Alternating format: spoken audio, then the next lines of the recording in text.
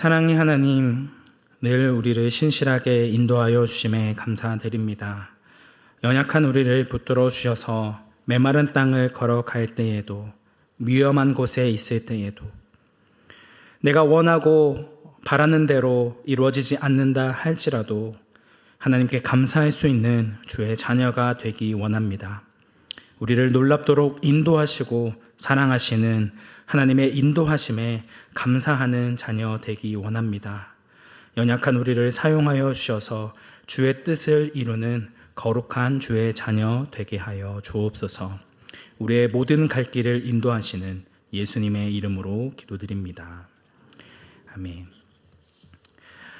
사도 바울은 지난 본문에서 빌립과 그의 네 딸들 그리고 그의 일행들의 간곡한 요청에도 불구하고 예수의 이름을 위하여 결박당할 뿐 아니라 예루살렘에서 죽을 것도 각오하는 마음을 꺾지 않습니다. 그리하여 가이사랴를 출발하여 예루살렘에 이르게 됩니다. 17절의 말씀, 예루살렘에 이르니 형제들이 우리를 기꺼이 영접하거늘. 마침내 바울은 일행과 함께 예루살렘에 도착하였고 예루살렘의 신자들은 바울과 그의 일행을 기쁘게 영접해 주었습니다. 이튿날 바울은 18절의 말씀과 같이 우리라고 표현된 일행들과 함께 예루살렘 교회의 지도자들을 찾아가 그들을 문안합니다. 19절에 문안하다라고 번역된 헬라어 단어는 포옹하다라는 뜻도 지니고 있습니다. 바울과 야고보는 사도행전 15장에서의 만남 이후 약 10년 만에 재회였습니다. 하지만 그럼에도 야고보와 반갑게 포옹하며 유대인들의 관습에 따라 서로 입을 맞추며 문안하였습니다. 그리고 본문에는 생략되어 있지만 바울의 문안에는 구제 헌금 전달도 포함되어 있었을 것입니다. 대흉년을 당한 예루살렘의 그리스도인들을 위해 마게도냐와 고린도의 그리스도인들이 구제 헌금을 모았고 바울은 일행과 함께 그 구제 헌금을 야고보에게 전달해 주었습니다. 연이어 바울은 하나님께서 자신의 전도 여행을 통해 이방인들 가운데에 행하신 일들을 낱낱이 간증하였습니다. 오늘 본문에서 바울과 야고보의 재회가 이루어지기까지 바울은 두 차례의 전도 여행을 더 했습니다. 2차와 3차 전도 여행 때에 하나님께서 인도하신 그 모든 간증들을 나누었을 것입니다. 본래 바울의 2차 전도 여행의 계획은 1차 전도 여행 때 복음을 전했던 그 지역의 도시들을 다시 찾아가 현지의 그리스도인들의 믿음을 복돋아주고 소아시아에서 복음을 전하는 것이었습니다. 그러나 바울은 하나님께서는 바울이 전혀 생각지도 못했던 유럽 대륙의 마게도냐로 인도하셨습니다. 마게도냐 지방의 첫 성인 빌립보에서 자색 옷감 장사인 루디아를 만나게 되었고 연이어 빌립보 감옥의 간수에게 복음을 전하고 온 가족들에게 세례를 베풀어 줍니다. 유럽 대륙 1호 빌립보 교회가 세워지게 된 것이죠. 그 후에 바울은 데살로니가에서부터 시작된 유대인들의 박해로 인해 뜻하지 않게 베레아와 아테네에 가서 고린도에 머물러 1년 6개월을 복음 증거하는 사역을 하게 되어집니다. 이어지는 3차 전도 여행에서는 사울이 2차 전도 여행 때에 복음을 전하고 싶었던 소아시아 지역인 에베소에서 3년 동안 복음을 전하게 됩니다. 그 덕분에 우상의 도시였던 에베소에 수많은 사람들이 구원의 은혜를 누리게 되었고 아시아 전 지역으로 복음이 스며들게 됩니다. 그 후에 바울은 다시 유럽 대륙의 마게도냐로 건너가 2차 전도 여행 때 복음을 전했던 빌립보와 데살로니가, 베레아와 고린도를 재방문하여 다시금 세워진 교회를 든든하게 세우는 역할을 합니다. 그리고 바울은 고린도에서 3차 전도 여행을 마치고 곧장 팔레스타인으로 가는 선박을 타려 하였으나 그 배 위에서 바울을 살해하려는 유대인들의 음모를 알게 되고 다시 육로로 마게도냐까지 이동합니다. 600km의 먼 길을 돌아가야만 했다는 것이죠. 하지만 그 덕분에 바울이 2차 전도 여행 때부터 마게도냐에 남겨두었던 누가가 바울 일행에 다시 합류함으로 바울의 일거수일투족이 사도행전에 상세히 기록되어질 수 있었습니다. 2차 전도 여행 중에 바울이 방문했던 도시는 21개 도시였고 그가 걷거나 배를 타고 누빈 거리는 5,000km였습니다.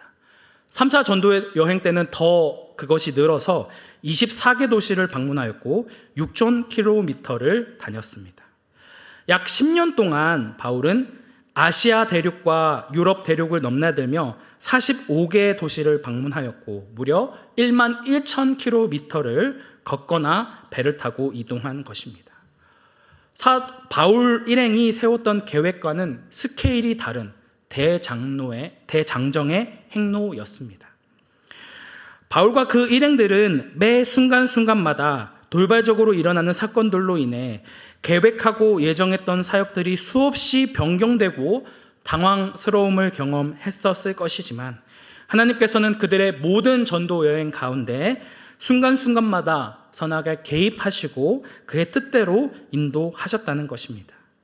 이처럼 바울이 하나님이 자신을 통해 이방 가운데 하신 일들을 낱낱이 간증하였을 때 이를 들은 야고보와 예루살렘의 장로들은 어떤 반응을 보였을까요?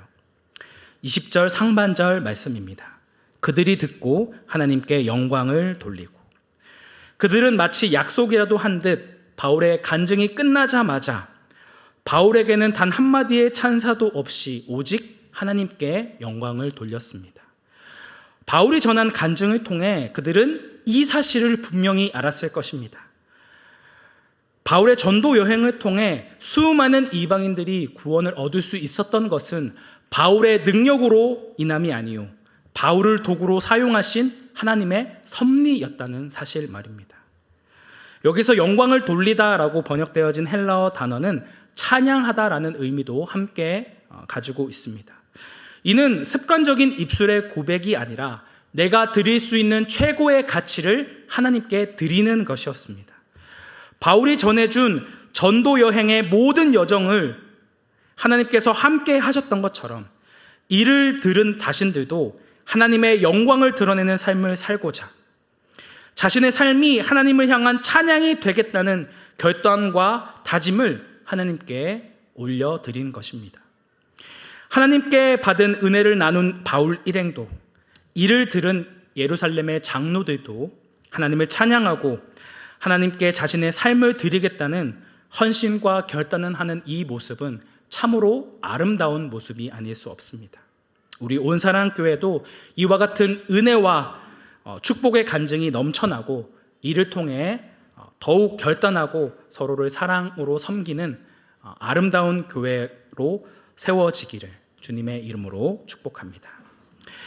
예루살렘 교회의 모든 구성원이 이와 같은 아름다운 신앙의 고백이 있었으면 좋았겠지만 아쉽게도 여전히 사도 바울을 오해하는 사람들이 많이 있었습니다.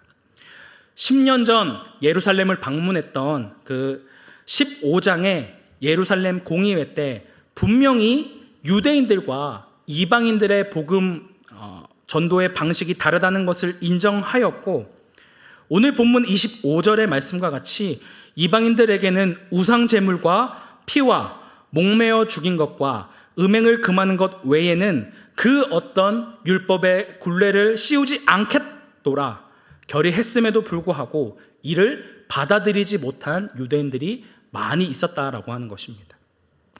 그들은 21절의 말씀과 같이 바울이 율법의 전통과 관습을 송두리째 무시하였고 유대인들마저 할례를 받지 못하게 할 뿐 아니라 심지어 모세를 배반한 배신자라는 거짓 소문이 만연해 있었습니다.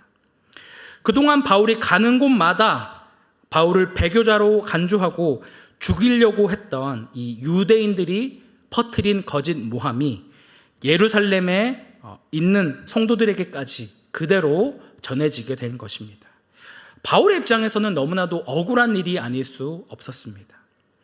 바울에 대한 이런 부정적인 평가와 거짓 모함을 알고 있었던 이 야고보와 예루살렘의 장로들은 바울을 믿었지만 하지만 여전히 바울을 신뢰하지 못하고 있는 사람들이 많이 있었기 때문에 23절의 말씀에서 우리가 말하는 이대로 하라라고 구체적인 방법을 일러줍니다. 그것은 바울이 유대인들의 정결 예식을 행하는 것이었습니다. 당시 유대인들은 그들이 부정하다라고 여기는 이방인 지역에 다녀오면 자신을 정결하게 하는 결례를 행하였습니다. 마침 예루살렘 교회에 일정 기간 동안 자신을 하나님께 드리는 나실인 서원을 한 4명의 사람이 있었는데 이들의 서원 기간이 막 끝나려던 참이었습니다. 민수기 6장 13절부터 15절의 말씀에서는 나실인 서원 기간이 만료된 사람은 성전에서 7일 동안 머물면서 정결 예식인 결례를 행하였고 8일째에는 머리를 깎아야만 했습니다.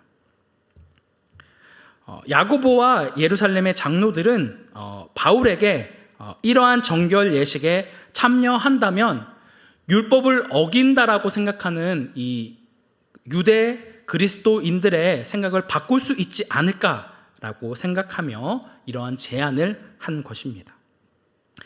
이를 통해 바울은 율법에 순종하는 자이며 모세의 배반자로 여기는 그런 그릇된 오해를 없애기 위한 방안을 제시한 것입니다. 어떻게 보면 바울의 입장에서는 너무나도 자존심 상하고 화가 나기까지 한 제안이었을지도 모릅니다.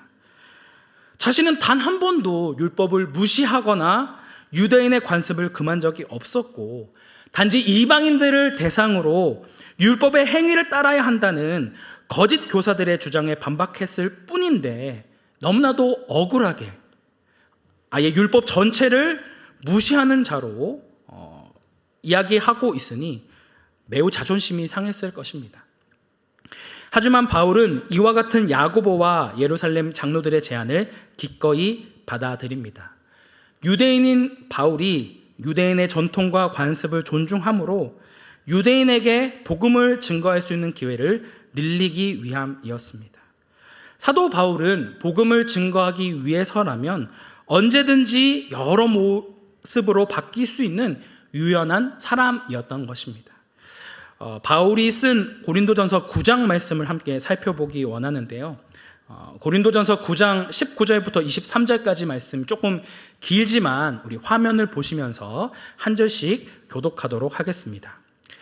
내가 모든 사람에게서 자유로우나 스스로 모든 사람에게 종이 된 것은 더 많은 사람을 얻고자 함이라.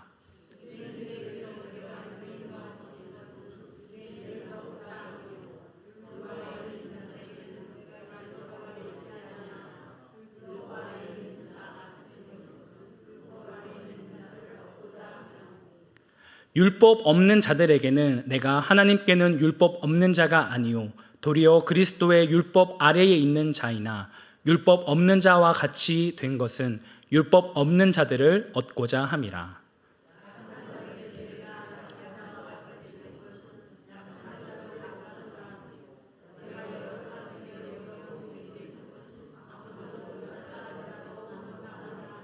네, 23절 함께 합독하겠습니다. 내가 복음을 위하여 모든 것을 행함은 복음에 참여하고자 함이라. 아멘.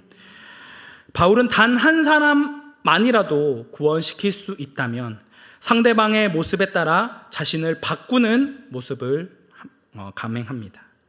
유대인에게는 유대인의 모습으로, 율법이 없는 이방인에게는 이방인의 모습으로 사람들에게 다가간 것입니다. 이러한 바울의 모습은 물을 떠올리게 만듭니다.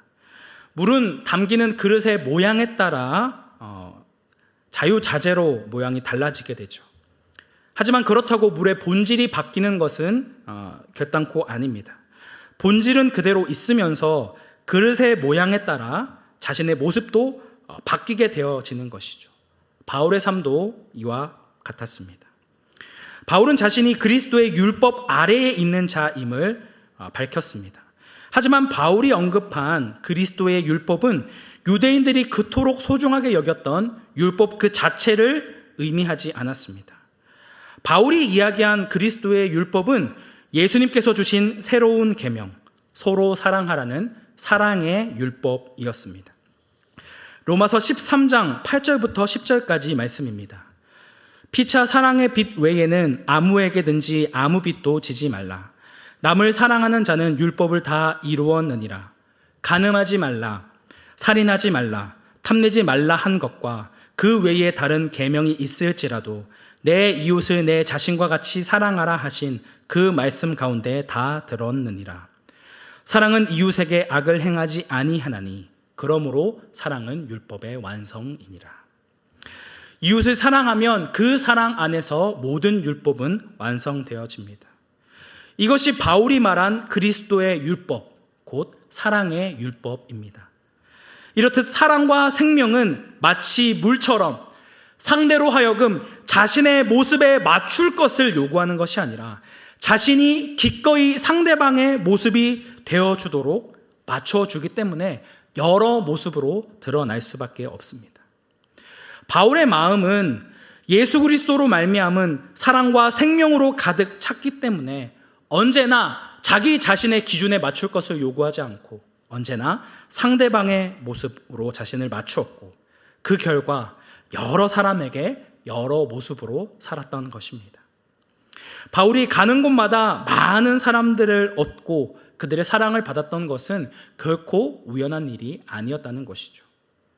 그래서 바울은 야고보와 예루살렘의 장로들의 이 제안한 대로 7일간 성전에 머물면서 나시린의 서원을 한 네 사람과 함께 정결 예식을 행하게 되어집니다. 그리고 26절의 말씀과 같이 결례 기간이 만기된 것을 신고하기 위해 성전에 들어갔던 찰나에 아슈르아부터 온 유대인들과 마주하게 됩니다. 그들은 곧장 바울을 붙들고 무리들을 선동하기 시작합니다. 이들은 유대교의 열혈 신봉자들로서 바울이 에베소에서 3년간 머물 때부터 바울을 쫓아다니며 호시탐탐 바울을 해칠 기회를 엿보던 사람들이었습니다. 그들은 성전에서 바울을 보자마자 그곳에 모인 사람들을 충동질하였습니다. 헬라어에는 이 충동하다라는 단어가 미완료형으로 기록되어져 있습니다. 그들은 성전에 모인 사람들에게 바울에 대한 부정적인 이야기를 계속 반복해서 이야기함으로 충동질한 것입니다. 그리고 개역 개정 성경에는 나타나 있지 않지만 원문을 보면 바울을 붙들어 죄수를 다루듯 바울의 두 손을 결박했다라고 나와 있습니다. 그리고 이렇게 외칩니다. 28절의 말씀입니다. 외치되 이스라엘 사람들아 도우라. 이 사람은 각처에서 우리 백성과 율법과 이곳을 비방하여 모든 사람을 가르치는 그 자인데 또 헬라인을 데리고 성전에 들어가서 이 거룩한 곳을 더럽혔다 하니.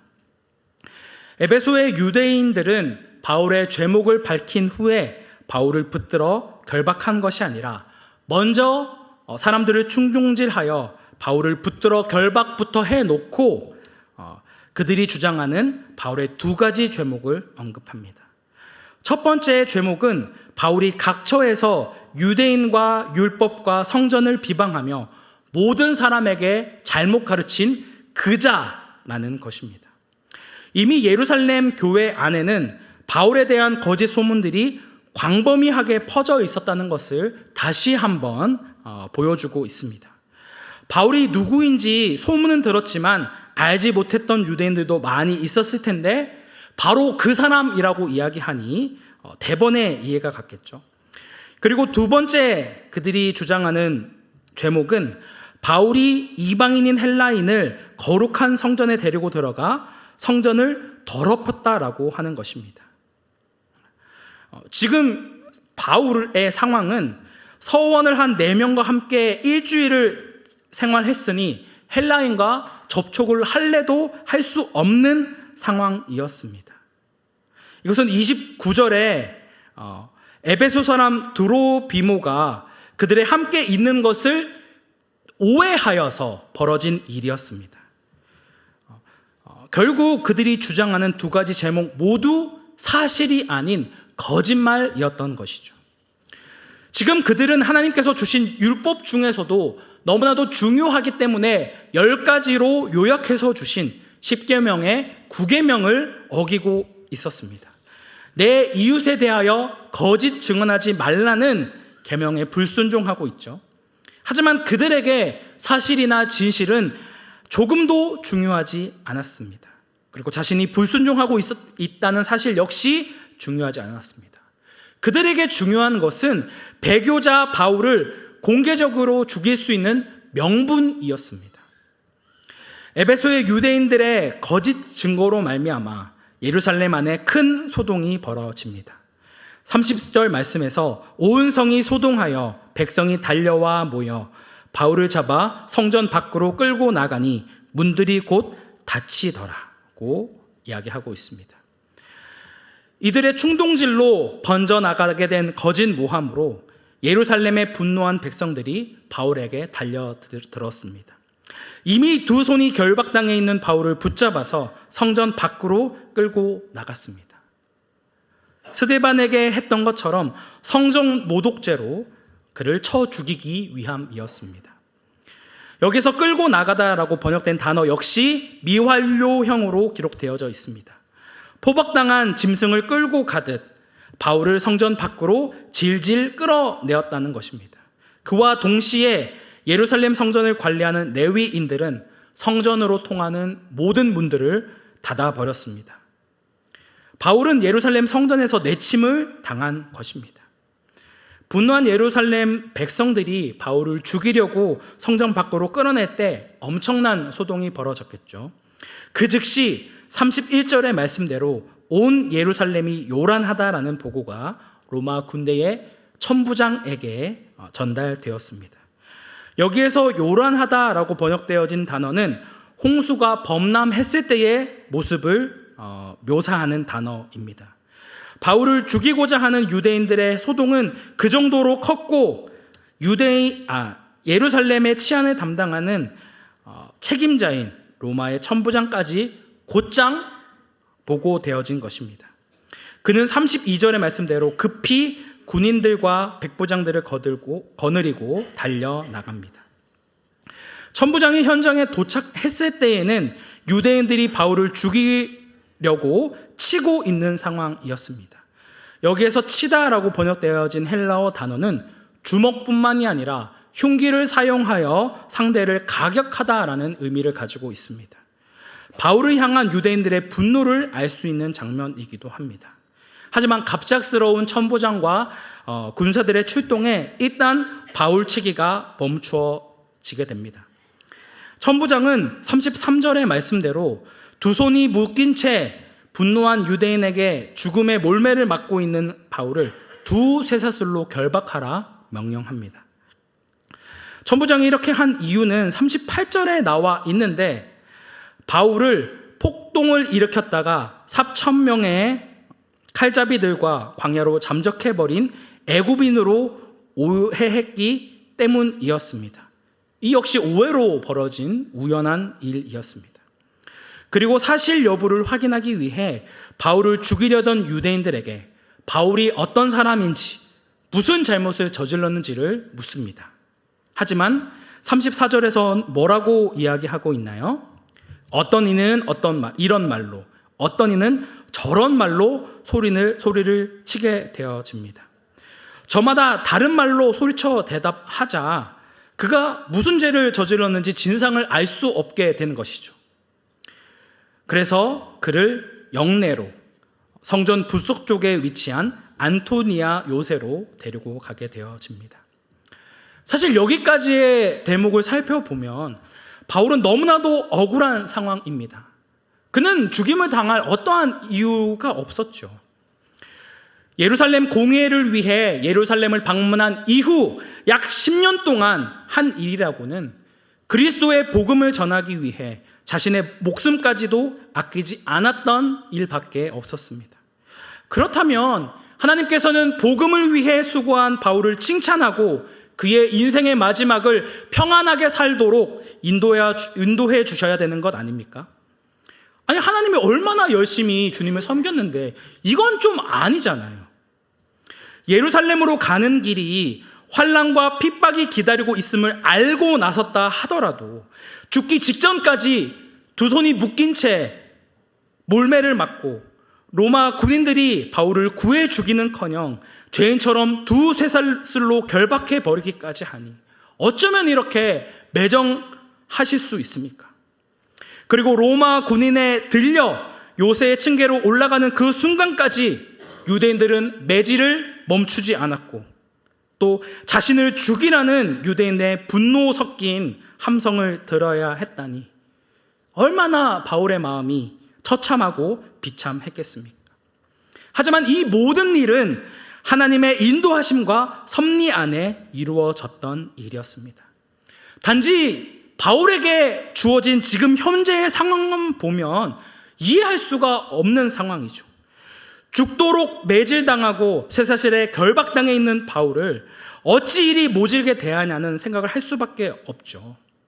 차라리 이럴 거였으면 지난주에 살펴보았던 에베소의 장로들과 두로의 제자들, 그리고 빌립과 빌립의 네 딸들이, 그리고 바울 일행이 울면서 만류했던 것처럼 예루살렘으로 가지 않고 다른 곳으로 가서 복음을 증거하는 것이 합당한 하나님의 뜻이 아니었나 생각할 수 있는 것입니다. 하지만 바울이 예루살렘을 향하지 않는 것은 하나님의 뜻이 아니었습니다. 하나님께서는 바울이 이런 끔찍한 일을 당하도록 인도하셨다는 것입니다. 현재 바울이 당하고 있는 그에게 주어진 상황이 중요한 것이 아니라 그 이후에 일어날 모든 일까지 미리 아시고 섭리하셨다는 것이죠. 다시 본문으로 돌아와 바울에게 처한 현재 상황을 하나씩 살펴봅시다. 만약 에베소의 유대인들이 성전에서 바울을 발견하고 그곳에 모인 사람들을 거짓 모함으로 선동했을 때 성전을 나가자마자 곧장 바울을 처형했다면 어땠을까요? 사도행전은 그 사건으로 끝나버렸을 것입니다. 거짓 소문을 전해들은 유대인들이 몰려들어 바울을 죽이려는 대소동이 벌어졌기 때문에 이 소동을 들은 천부장으로 인해 바울이 죽지 않을 수 있게 된 것이죠. 또한 만약 이 천부장이 무리들의 이야기를 제대로 들을 수 있었다면 어떤 일이 벌어졌을까요? 아마 이 천부장은 유대인들에게 바울을 내어 주었을 것입니다. 성전 모독죄는 유대인들이 로마의 허락을 받지 않고 즉결 처분할 수 있는 유일한 종교법이었기 때문입니다. 그래서 유대인들은 이 성전을 모독한 바울을 죽이기 위해 36절에서 그를 내어놓으라고 계속해서 따라갔던 것이죠. 그러나 유대인들이 저마다 다르게 소리쳐 외치는 탓에 천부장은 그들이 무엇이라 말하는지 알아들을 수 없었고 쇠사들에 결박당한 바울을 안토니오 요새로 옮겨가게 됩니다.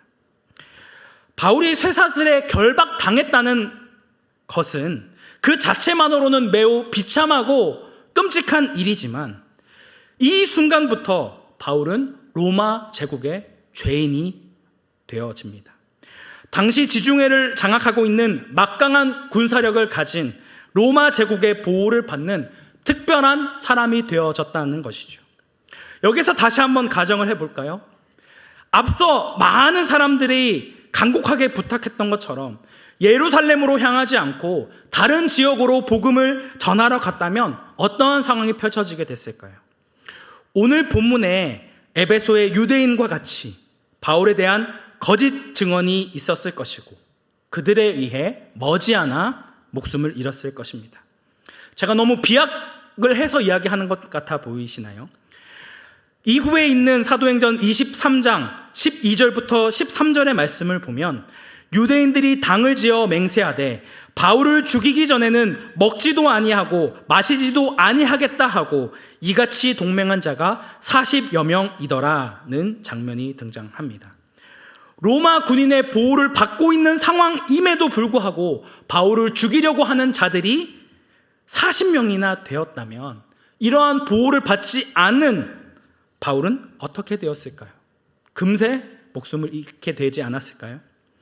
하지만 이 40명의 유대인 결사대가 생기자 천부장은 바울을 보호하기 위해 23장 23절 말씀에서 보병 200명과 기병 40명, 창병 200명을 동원합니다. 바울 한 사람의 생명을 보호하기 위해 로마 제국의 군인이 470명이나 동원된 것입니다. 그리고 바울은 로마 군대의 안전한 보호 아래 그의 최종 목적지였던 로마에 무사히 입성하게 되어집니다.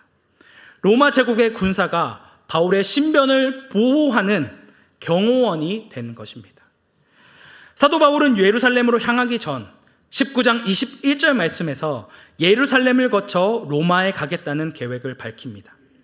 이 일이 있은 후에 바울이 마게도냐와 아가야를 거쳐 예루살렘에 가기로 작정하여 이르되 내가 거기 갔다가 후에 로마도 보아야 하리라. 또한 3차 여행 도중 고린도에서 로마 성도들에게 쓴 로마서에서도 그러므로 나는 할 수 있는 대로 로마에 있는 너희에게도 복음 전하기를 원하노라고 기록하였습니다. 바울의 최종 목적지는 예루살렘이 아닌 로마였던 것입니다. 만약 바울이 천부장에 의해 두 쇠사슬에 결박당해 로마의 죄수가 되지 않았던들 그는 결코 로마에 이르지 못했을 것입니다. 하지만 재앙처럼 보이는 오늘 본문의 사건을 통해 바울은 로마까지 안전하게 이동할 수 있게 되었던 것이죠. 천부장이 바울을 결박하라 명령했던 쇠사슬은 그냥 쇠사슬이 아니었습니다. 그것은 하나님께서 바울을 위해 예비하신 은혜의 사슬이었습니다. 바울을 결박한 쇠사슬의 고리 하나하나가 바울을 향한 하나님의 뜻과 계획하심의 은혜였고 그 은혜의 고리들이 다른 은혜의 사슬로 이어져 바울이 결코 예상할 수 없었던 신비로운 섭리로 바울을 로마에까지 이르게 한 것이죠. 이와 같은 하나님의 섭리는 바울에게만 특별하게 주어지는 것이 아니라 오늘을 살아가는 우리에게도 동일하게 역사하는 줄 믿습니다. 지금 당장 우리에게 일어나게 된 일들은 때로는 우리를 좌절시키고 낙담하게 만들죠. 어떻게 하나님이 살아 계시다면 나에게 이러한 일들을 허용해 줄 수 있느냐고 항변하며 원망하며 크게 낙담하게 된 일이 있었을지도 모릅니다. 그때에는 해석되어지지 않았던 그 사건이 지금은 해석되어져서 하나님의 은혜였노라 고백하는 성도들이 있을 수 있고 아직도 해석되어지지 않은 우리가 주님 곁에 가게 될 그 순간까지 해석되어지지 않을 사건도 분명히 우리에게 일어나게 될 것입니다. 하지만 한 가지 분명한 사실은 지금 이 순간도 하나님께서는 그가 택한 백성들을 끊임없이 보호하시고 붙드신다는 것입니다. 바울은 특별하게 쓰임받는 하나님의 크신 종이기 때문에 이러한 인도하심을 받는 거고 나같이 평범한 사람은 하나님께서 인도하지 않으실 거라 생각하면 안 된다는 것입니다. 하나님께서는 그의 말씀에 순종하는 모든 주의 자녀들을 사랑하시고 그들을 품어주시는 아버지가 되십니다. 이 사실을 알고 있었던 사도 바울은 로마서 8장 32절 말씀에서 자기 아들을 아끼지 아니하시고 우리 모든 사람을 위하여 내주신 이가 어찌 그 아들과 함께 모든 것을 우리에게 주시지 아니하겠느냐라고 이야기하며 이어지는 38절과 39절 말씀에서 내가 확신하노니 사망이나 생명이나 천사들이나 권세자들이나 현재일이나 장래일이나 능력이나 높음이나 기품이나 다른 어떤 피조물이라도 우리를 우리 주 그리스도 예수 안에 있는 하나님의 사랑에서 끊을 수 없으리라고 말씀하였습니다. 오늘 본문에서 바울에게 선고된 것처럼 쇠사슬로 결박하라는 절망적인 상황과 형편이 우리에게 주어진다 하더라도 심지어는 우리의 사망과 생명이 왔다 갔다 할 수 있는 절망적인 상황 가운데서도 하나님께서는 우리와 함께 하시며 우리를 향한 하나님의 사랑을 끊을 수 있는 자가 아무도 없다라는 의미입니다. 이 사실을 분명히 안다면 우리가 우리에게 주어진 현재의 상황으로 인해 아무리 급박하고 절박스러운 상황이라도 어찌 하나님을 원망하고 신앙을 포기할 수 있겠습니까? 사랑하는 성도 여러분, 오늘 우리는 어떠한 삶을 살고 계십니까? 하나님께서는 우리의 모든 형편과 상황을 아시고 우리를 눈동자와 같이 지켜주심을 믿음으로 어떠한 상황 속에서도 좌절하거나 낙담하지 않고 지금도 합력하여 선을 이루시는 주님의 인도하심을 바라고 계십니까? 아니면 당장 나에게 일어난 상황과 환경을 주신 하나님을 탓하며 원망하고 있지는 않으신지요? 때로는 우리의 뜻과 하나님의 뜻이 너무나도 다르게 느껴질 때가 많이 있습니다.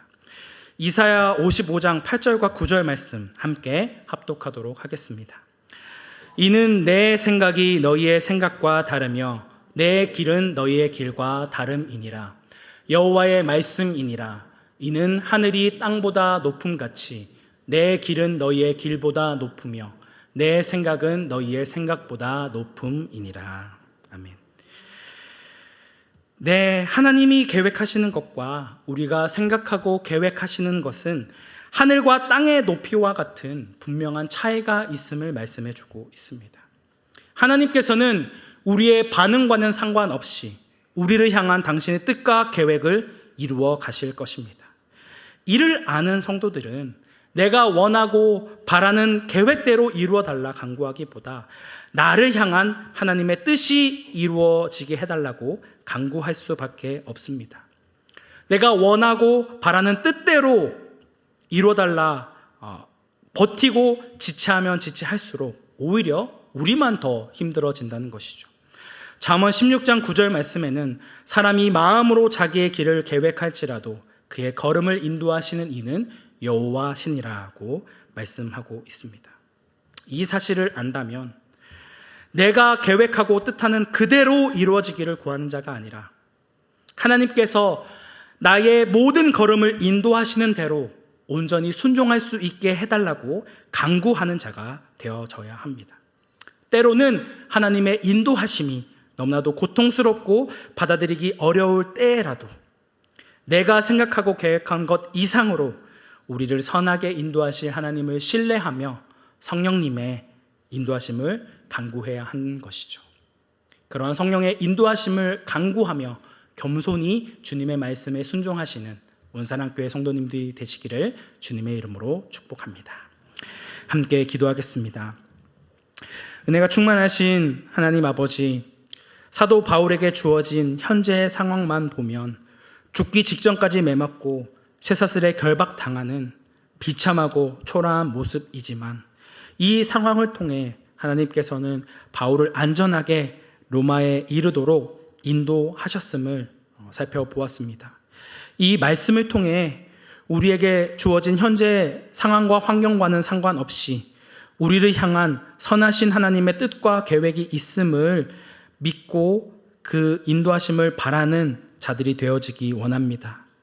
내게 주어진 현재 상황으로 일희일비하는 자가 되어지지 않기 원합니다. 내가 원하는 대로 바라는 대로 이루어지지 않는다고 불평하고 원망하는 자가 아니라 하나님의 선하신 인도하심을 기대하며 감사함으로 그 주어진 상황 가운데 겸손히 하나님의 말씀에 순종하는 자가 되어지기 원합니다. 내 뜻이 아닌 하나님의 뜻이 이루어지기를 구하는 자로 연약한 나를 사용해 주셔서 나를 통해 많은 사람이 하나님께 영광 올려드리는 그런 축복의 통로로 쓰임받는 주의 자녀가 되게 하옵소서. 지금 이 순간도 우리를 선하게 인도하시는 예수님의 이름으로 기도드립니다. 아멘.